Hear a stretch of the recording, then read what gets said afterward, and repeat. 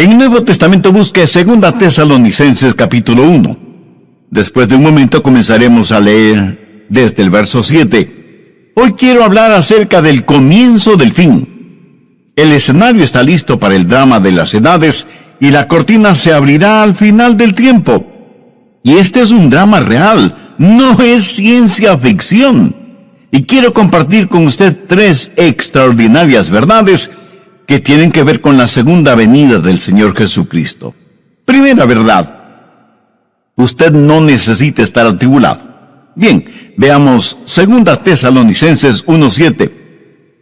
Y a vosotros que sois atribulados, daros reposo con nosotros cuando se manifieste el Señor Jesús desde el cielo con los ángeles de su poder.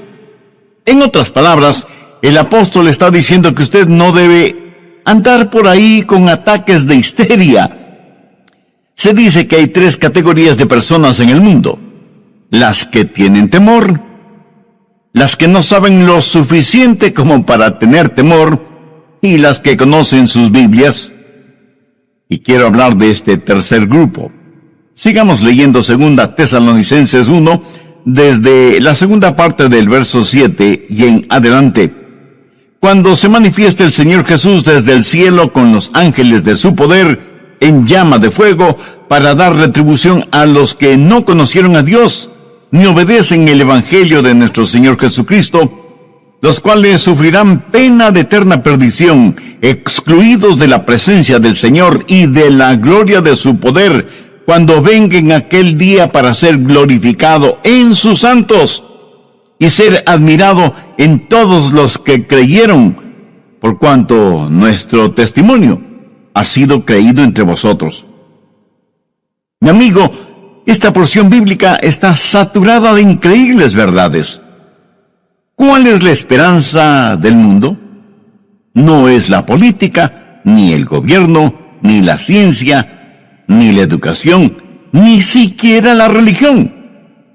Con todo mi corazón creo que la única esperanza para este mundo es la segunda venida del Señor Jesucristo. ¡Qué glorioso será el día de su segunda venida, cuando será coronado como Rey de Reyes y Señor de Señores!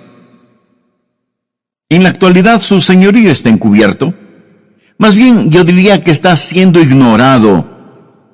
Cuando Él vino la primera vez, vino como el humilde nazareno. Cuando venga por segunda vez, vendrá como Rey, como Señor.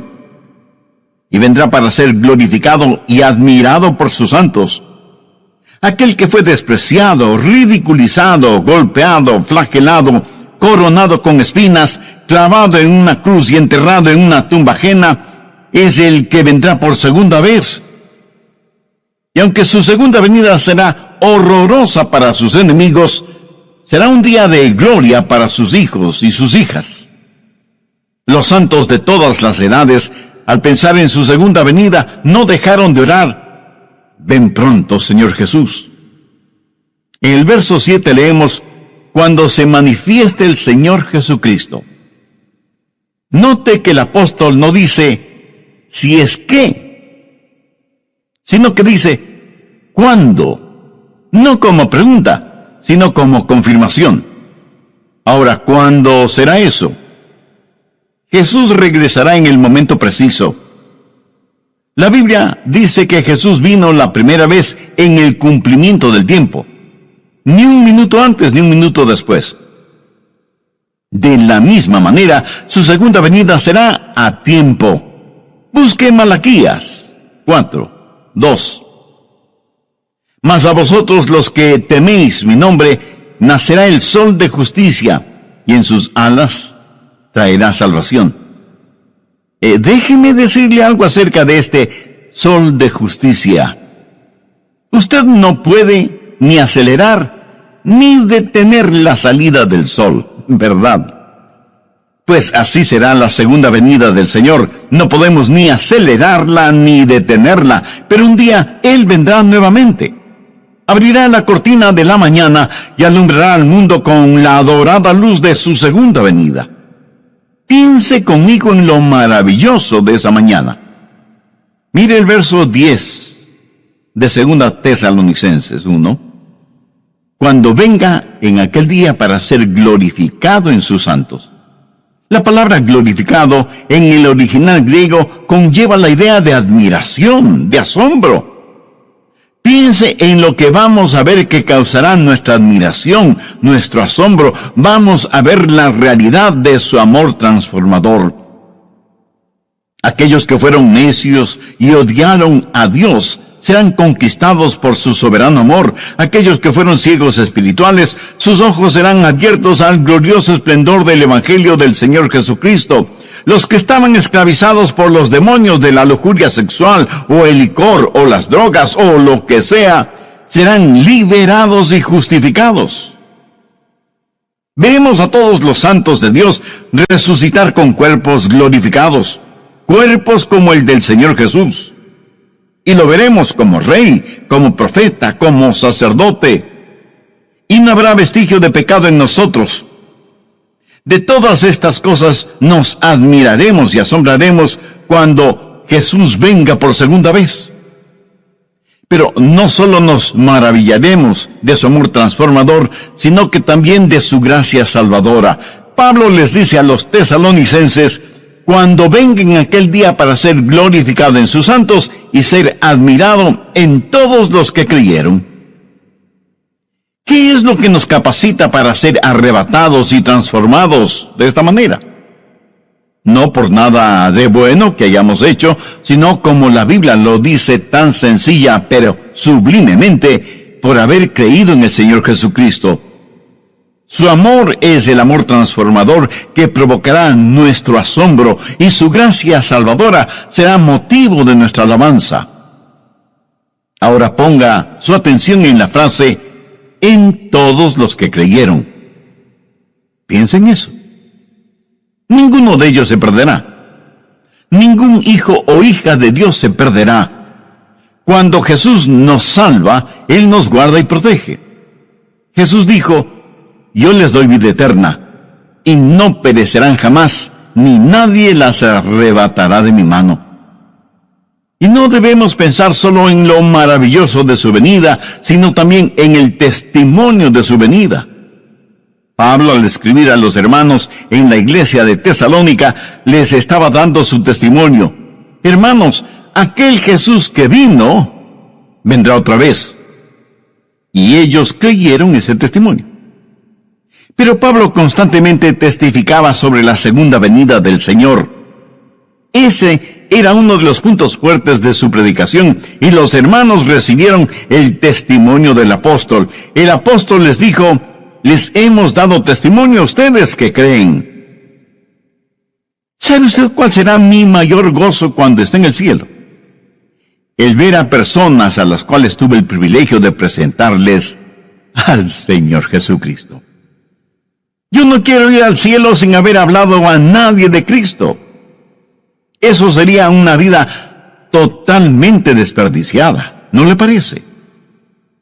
De eso está hablando Pablo, de la segunda venida de Cristo, cuando Jesús nos será revelado como Rey y Señor, de que Él vendrá y será admirado por sus santos, y que nuestro testimonio como creyentes debe mostrar que creemos más en lo que dice la palabra de Dios que lo que dicen los periódicos y las revistas.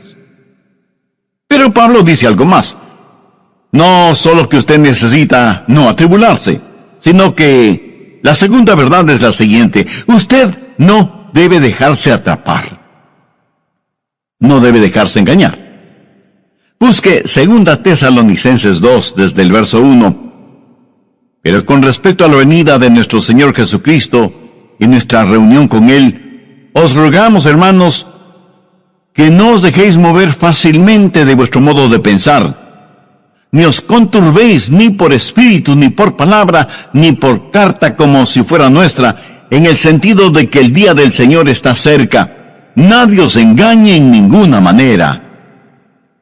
Ahora, lo que sucedía en la iglesia de Tesalónica es que había una diabólica decepción. Alguien había escrito una carta falsa, firmada con el nombre del apóstol, diciendo que el rapto ya se había realizado y que ahora estaban viviendo en el día del Señor. Y el día del Señor significa tribulación. Y estos hermanos estaban sufriendo porque creían que el rapto ya había sucedido y que ellos habían sido dejados. Por eso el apóstol está desenmascarando esa diabólica mentira y les pide que no se dejen engañar.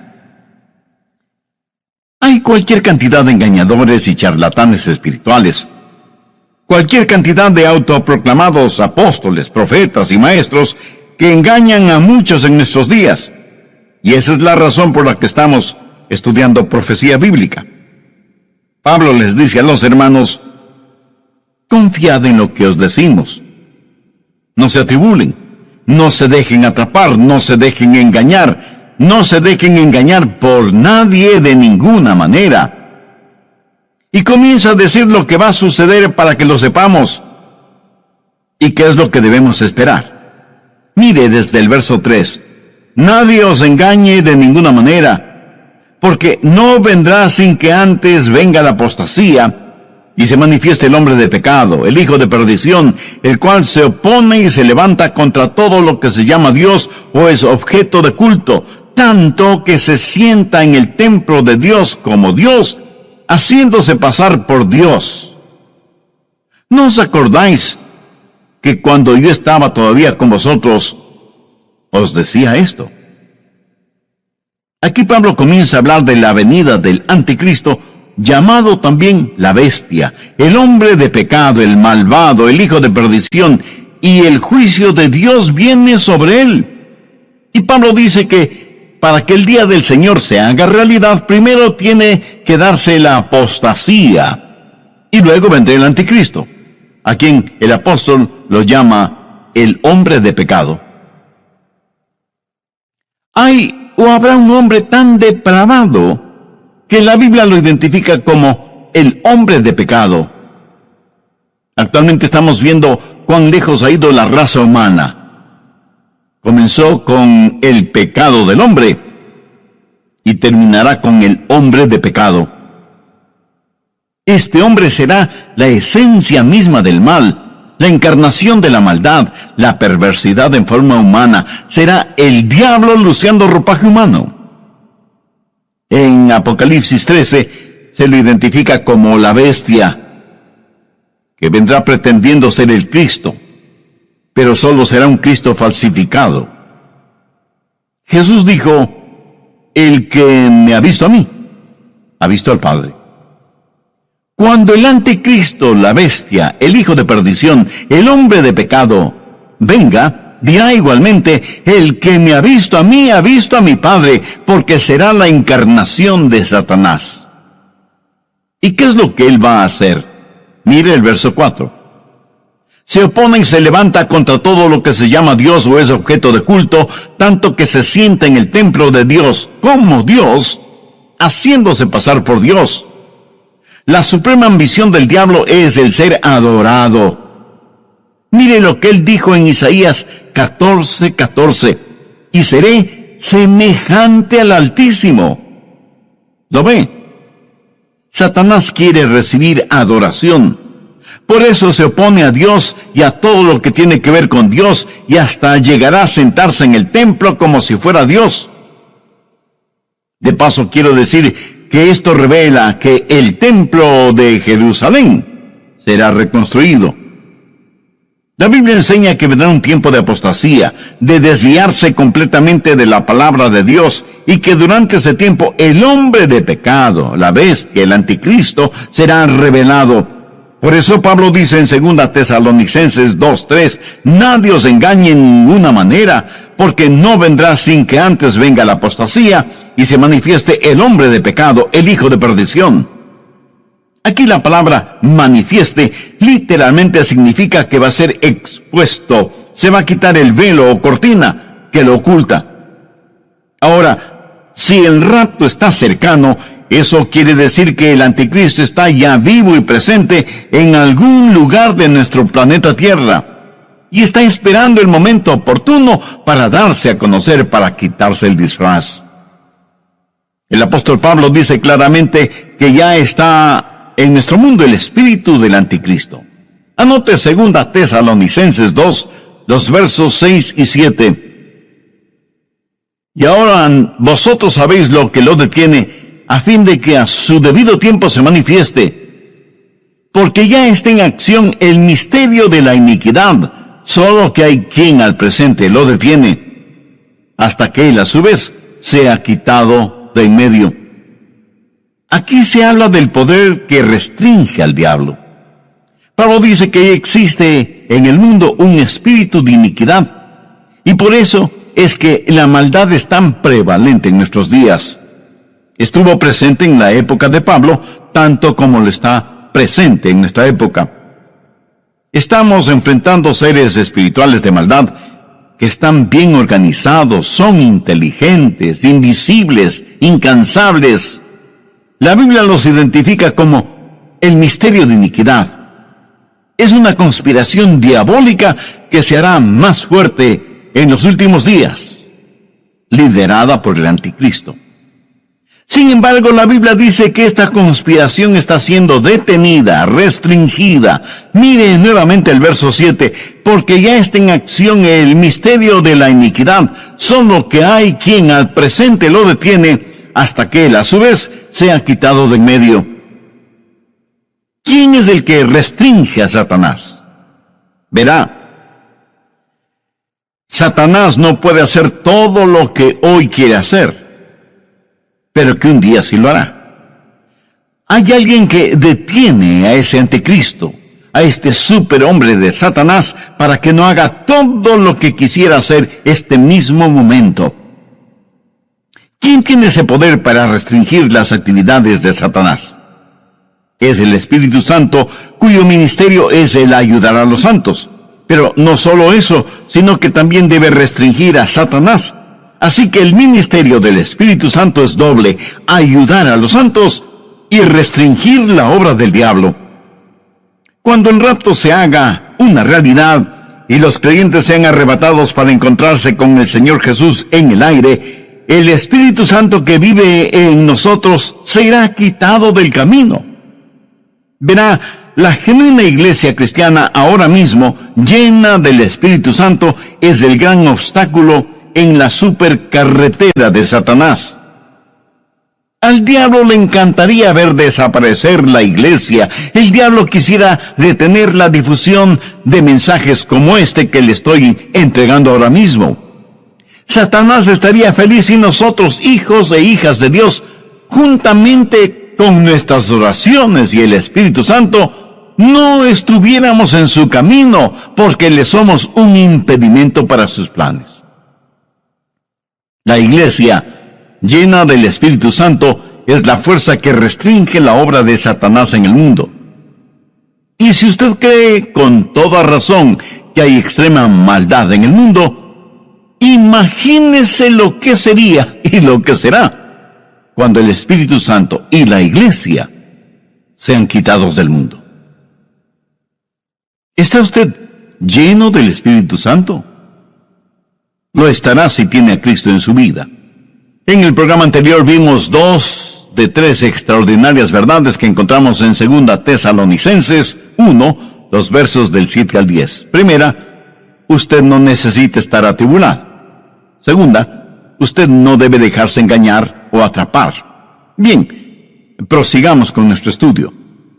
Uno de estos días, en un abrir y cerrar de ojos, en un parpadeo, seremos arrebatados. Y cuando eso suceda, será el día de fiesta en el infierno. ¿Por qué? Pues porque ya no habrá restricciones para Satanás. ¿Qué es la iglesia? La iglesia es sal y luz. ¿Qué es lo que hace la sal? Bueno, hace varias cosas: purifica, conserva, descontamina, pero también pica, quema e irrita. Somos la sal de la tierra, y cuando la sal sea quitada, comenzará el proceso de purificación. También somos la luz del mundo. Cuando esa luz sea quitada, las tinieblas cubrirán el mundo.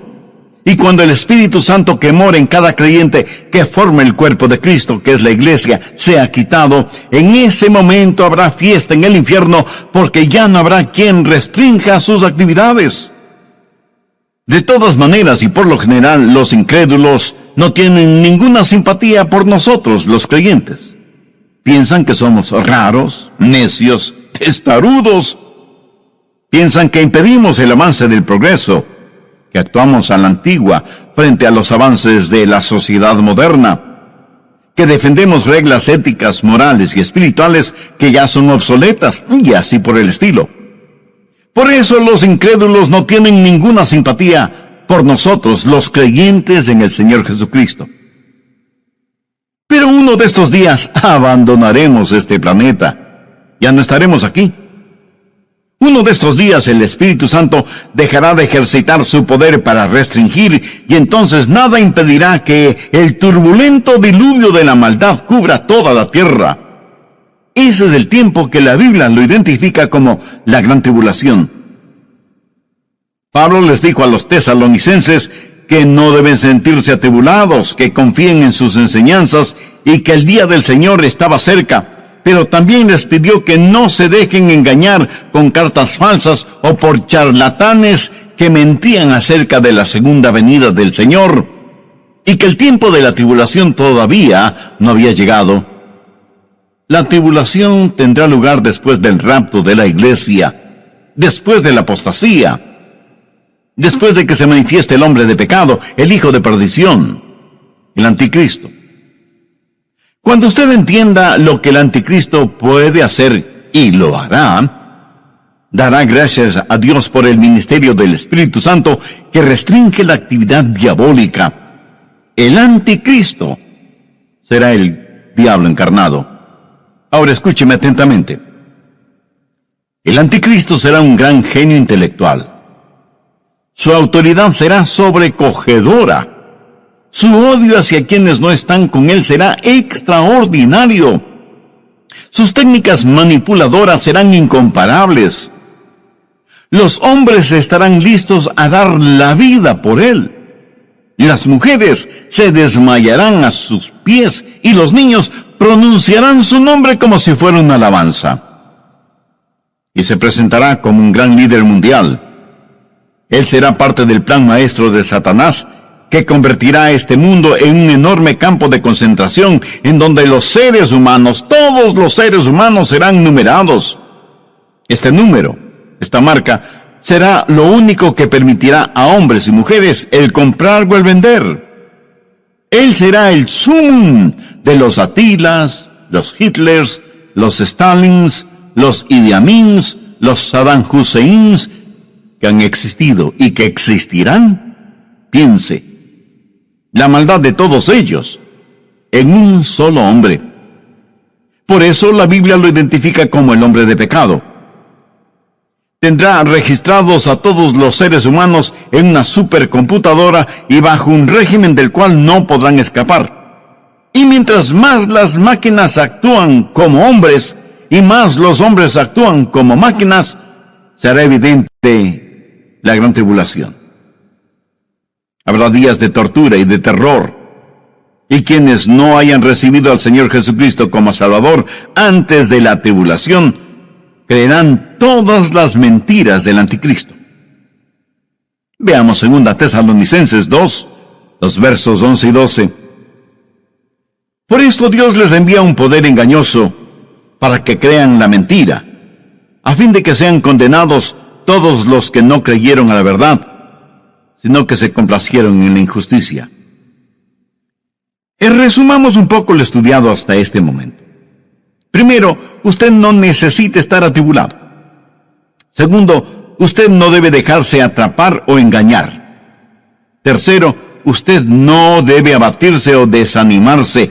Mire lo que dice el verso 8. Y entonces se manifestará aquel inicuo a quien el Señor matará con el espíritu de su boca y destruirá con el resplandor de su venida. Note que aquel inicuo específicamente se refiere a una persona, a un hombre, y es a este inicuo al que el Señor destruirá. Y tal vez alguien me pregunte, pastor, ¿qué significa eso de el Señor matará con el espíritu de su boca? Bueno, gracias por la pertinencia de esa pregunta. Para contestarla, permítame a mí hacerle una pregunta. ¿Sabe usted cómo va a ser peleada la batalla de Armagedón? Por si no lo ha notado, la Biblia dice que la batalla de Armagedón se peleará con palabras que saldrán de la boca de Jesús. ¿Cuáles serán esas palabras? Dos sencillas, pero poderosas palabras. Cáiganse muertos. Eso es. Jesús los consumirá con el espíritu de su boca y con el resplandor de su venida. Amigo, amiga, lo que estoy tratando de decir es que usted no necesita estar atribulado, usted no necesita estar atrapado o engañado, usted no necesita ser abatido o desanimado. ¿Por qué? Se lo digo con toda la unción y la emoción de mi alma, porque Jesús vendrá otra vez. Permítame repetirlo hasta que lo entienda muy bien. Jesús vendrá otra vez. También deseo que aprendas lo siguiente. Hay dos aspectos de la segunda venida de Cristo. Y cuando se habla de su segunda venida, literalmente se está hablando de su aparición física y corporal entre los hombres. No es primordialmente una determinada fecha, sino más bien una serie de eventos que sucederán cuando nuestro Señor Jesucristo venga nuevamente. ¿Cuáles son algunos de esos eventos? En primer lugar, Él viene por su novia, la iglesia, y esa venida será dulce y secreta. Mire lo que Pablo dice en 2 Tesalonicenses 2:1. Pero con respecto a la venida de nuestro Señor Jesucristo y nuestra reunión con Él, ¿cómo será su venida? Busque por favor 1 Tesalonicenses 4:16. Porque el Señor mismo, con voz de mando, con voz de arcángel y con trompeta de Dios, descenderá del cielo, y los muertos en Cristo resucitarán primero. Luego nosotros, los que vivimos, los que hayamos quedado, seremos arrebatados juntamente con ellos en las nubes para recibir en el aire, y así estaremos siempre con el Señor. Así que, primero Cristo viene por su novia, la iglesia. En segundo lugar, Cristo viene con su novia, la iglesia. En el rapto, Él viene para arrebatarnos. Luego, después de la tribulación, Él regresa a la tierra con su novia, la iglesia, para reinar y gobernar. Primero Él viene como novio a buscar a su novia, pero luego regresa como rey soberano a gobernar por 1000 años en la tierra. Serán 1000 años gloriosos de un reino de justicia y de equidad. Y lo que va a suceder será lo siguiente. El Señor Jesucristo destruirá al anticristo. Jesús vendrá en toda su majestad. El anticristo tiene un número, el 666, la marca de la bestia, y querrá que todos los seres humanos la tengan. Usted sabe que el número perfecto es el 7, y en ese sentido, el 777 es el número de Jesús. Ahora, teniendo esto en cuenta, note cómo voy a leer 2 Tesalonicenses 2:8.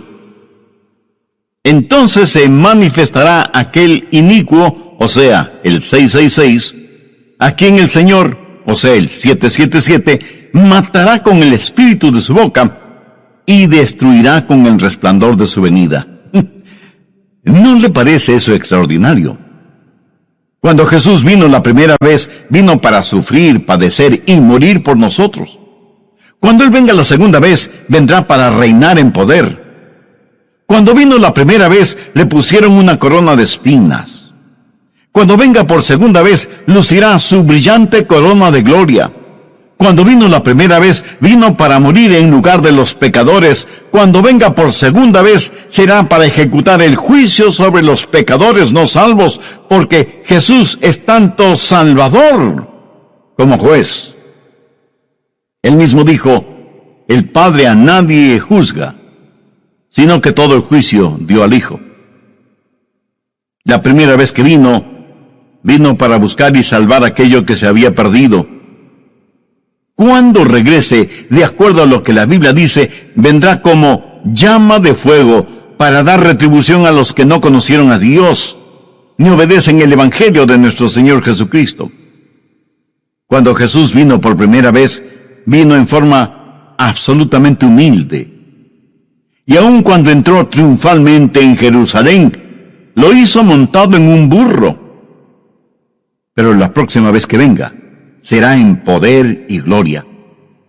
La primera vez los hombres le rechazaron, pero la segunda vez se cumplirá lo que ya está escrito. Vivo yo, dice el Señor, que ante mí se doblará toda rodilla y toda lengua confesará a Dios. ¿Qué hemos aprendido de las Escrituras hoy? Espero que por lo menos 3 cosas. No necesitamos estar atribulados, ni atrapados, ni abatidos. Ahora escúcheme. Si yo no conociera la Biblia, si no supiera nada de profecía bíblica, si no entendiera quién es Jesús y cuál es el plan de Dios para nosotros, le puedo asegurar que sería el pesimista más grande del mundo. Este mundo es como una tragedia escrita por Shakespeare o Cervantes. Tragedias en las cuales uno solo es el espectador, porque nada puede hacer, y menos sin Cristo. Pero así es el mundo en que vivimos. Por eso digo que si no fuera por la realidad de Cristo, por la seguridad de su palabra, por el fiel cumplimiento de las profecías, si no fuera por esas cosas, yo sería el campeón de los pesimistas. Pero no. Escúcheme, soy un convencido optimista. Sé que el Cristo que vino la primera vez regresará. Busque Hechos 1:11. Este mismo Jesús que ha sido tomado de vosotros al cielo, así vendrá como le habéis visto ir al cielo. Ahora, ¿qué significa todo esto para nosotros? Significa que estamos en los gloriosos días, que son los del principio del fin. Y necesitamos dar el siguiente paso. Mis amigos, estos no son días para aletargarnos, o para retroceder, o para callarnos, hasta que el rapto llegue y seamos arrebatados. Debemos pelear nuestra batalla hasta el límite. Yo quiero dejar este mundo como un cristiano maduro. Quiero ser mañana un mejor cristiano de lo que soy hoy. Quiero amar al Señor Jesucristo cada día más y anhelo crecer en la gracia y el conocimiento de nuestro Salvador. ¿Y qué de usted? Quiero, como el apóstol Pablo, llegar al final de mi vida y poder decir: he peleado la buena batalla, he acabado la carrera, he guardado la fe. Por lo demás me está guardada la corona de justicia, la cual me dará el Señor juez justo en aquel día, y no solo a mí, sino también a todos los que aman su venida. ¿Lo notó? El gran apóstol Pablo, al final de su vida, dijo que continuaba subiendo y subiendo. ¿Qué significa esto? Que hay un factor de intercesión.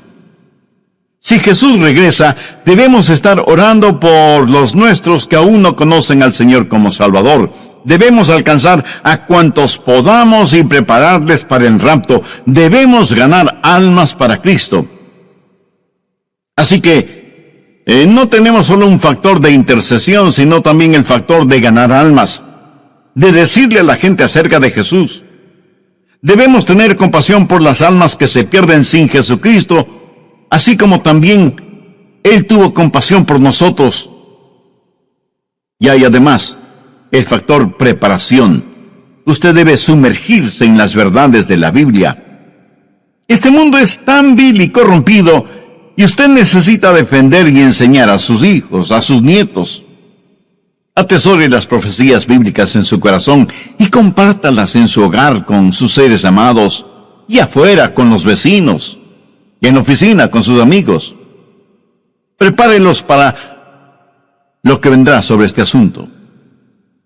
Yo siento verdadera pena por aquellos que no quieren entender las cosas de Dios y que por lo tanto no tienen un fundamento, una roca sólida en la cual afirmarse durante estos tiempos peligrosos que vivimos. Y finalmente, tenemos el factor del consuelo. Gracias a Dios que podemos decir: ven pronto, Señor Jesús. Ahora, si a usted le molesta la realidad del regreso del Señor Jesucristo, eso quiere decir que usted ama las cosas que este mundo ofrece y consecuentemente no ama a Jesús. Porque si usted amara a Jesús, estaría más que anhelante de su segunda venida. ¿Por qué? Porque ese será un día extraordinario cuando Él venga con sonido de trompeta, y en un abrir y cerrar de ojos seremos arrebatados para encontrarnos con el Señor en el aire. Entonces cada uno de los redimidos podrá decir en forma personal lo que en forma tan convencida dijo el rey David: en cuanto a mí, veré su rostro en justicia, estaré satisfecho cuando despierte a su semejanza. ¿No le gustaría a usted también poder decir lo mismo? Y bien puede, si toma una decisión espiritual por Cristo ahora mismo. Si así lo desea, le invito a repetir conmigo una corta oración. Lo que voy a decir es solo para que le sirva de guía, pero usted ore con sus propias palabras. Dígalas en voz alta o en voz baja, o silenciosamente si así lo prefiere. Pero ore con fe, con sinceridad, con convicción, porque esta decisión tendrá repercusiones eternas. Querido Dios, gracias por este mensaje de tu palabra que he podido escuchar. Confieso que no he pensado mayormente en el regreso de Jesús, pero me doy cuenta que eso se debe a que no tengo a Cristo en mi corazón. Sé que soy pecador, y más que tu juicio, necesito tu gracia y tu misericordia. Señor Jesús, tú entregaste tu propia vida en la cruz para pagar la culpa de mis pecados, para perdonarme, limpiarme y darme una nueva y abundante vida. Te invito a que vengas a morar en mi corazón y seas mi Salvador y mi Señor.